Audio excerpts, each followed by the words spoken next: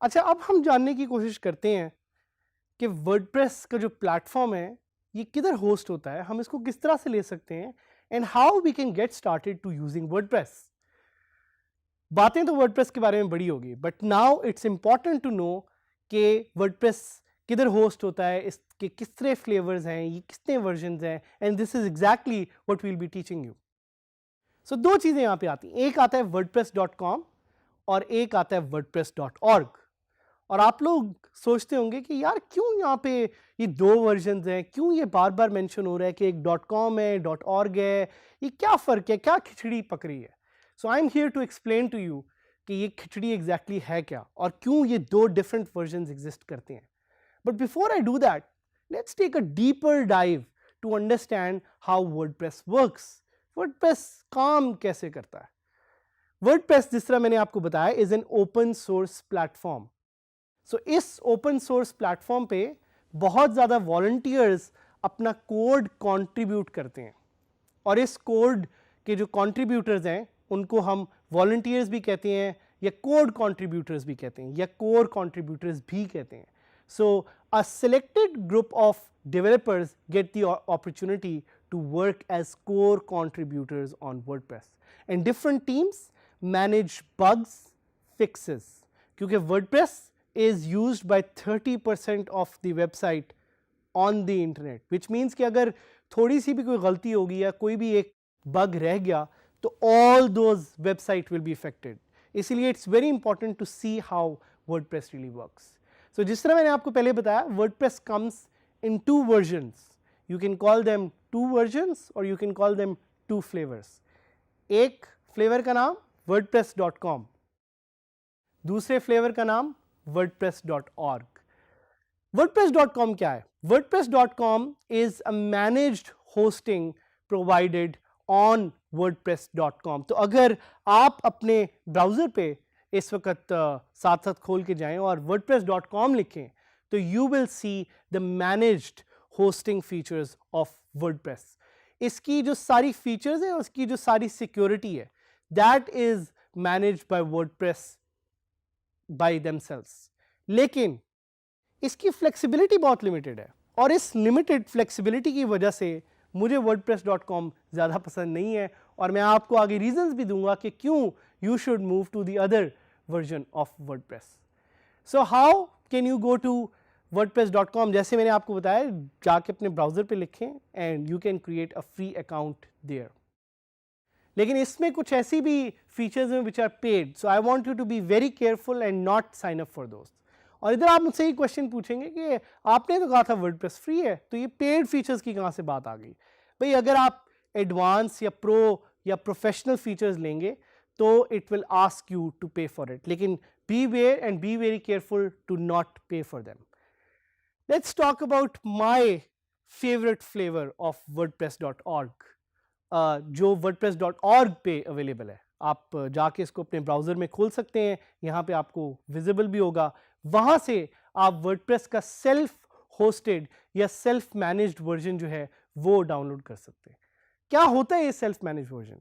Self managed version is a software that you can download to your PC और to your laptop and फिर आप इसको अपनी मर्जी से इंस्टॉल कर सकते हैं, अपलोड कर सकते हैं, चेंज कर सकते हैं। And this is the version that I support and I like. ये फीचर रिच भी है, ये फ्लेक्सिबल भी है और इसका हम एक साइड बाय साइड कंपैरिजन करेंगे जो आपको यहाँ पे लाइव नजर भी आएगा। So you get an idea कि wordpress.com और wordpress.org दोनों में आखिर फर्क क्या है और आपके लिए कौन सा सही है।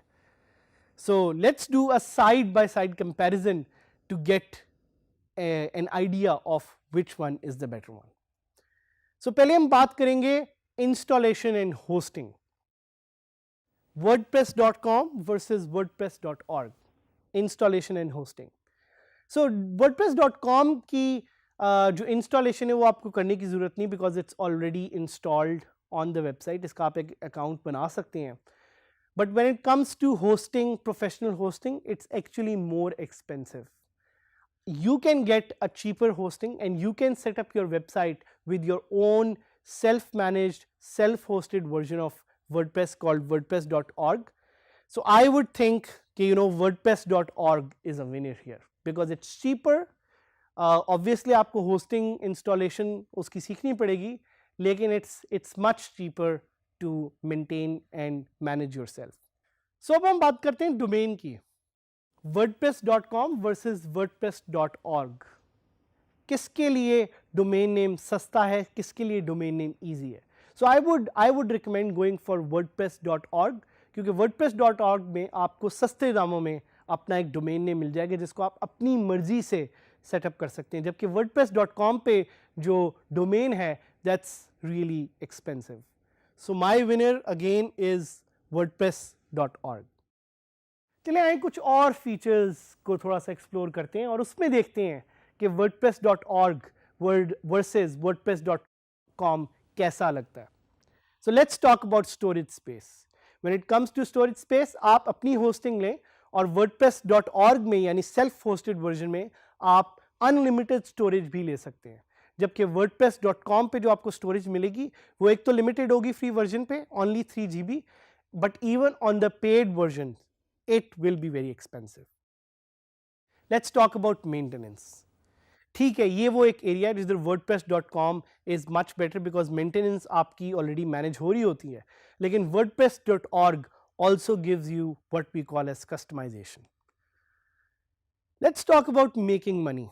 When it comes to making money, hands down WordPress.org is the best option, क्योंकि आप अपनी मर्जी से एड लगा सकते हैं, आप अपनी मर्जी से एड सेल कर सकते हैं, आप अपनी मर्जी से जो चाहे करना चाहें वो इस पे कर सकते हैं.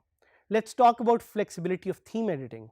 For me, WordPress.org is again a winner in this, क्योंकि WordPress.com पे आपको बहुत लिमिटेड फंक्शनैलिटी मिलती है थीम एडिट करने की.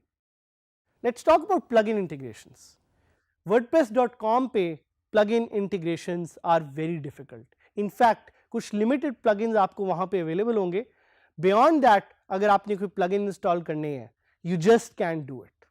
That's why my recommendation again is to go for WordPress.org, the self-hosted version of WordPress. Let's talk about security. Security की जब हम बात करें तो WordPress.com definitely gives you an edge because WordPress.com अपनी security खुद manage करता है. But if you have a good hosting service, तो WordPress.org में भी आप एक अच्छी तरह से अपनी साइट को सिक्योर रख सकते हैं. When it comes to backups, WordPress.com does it for you. But WordPress.org, the self-hosted version of WordPress, also gives you the options and the features to set up your own backups with the help of a plugin.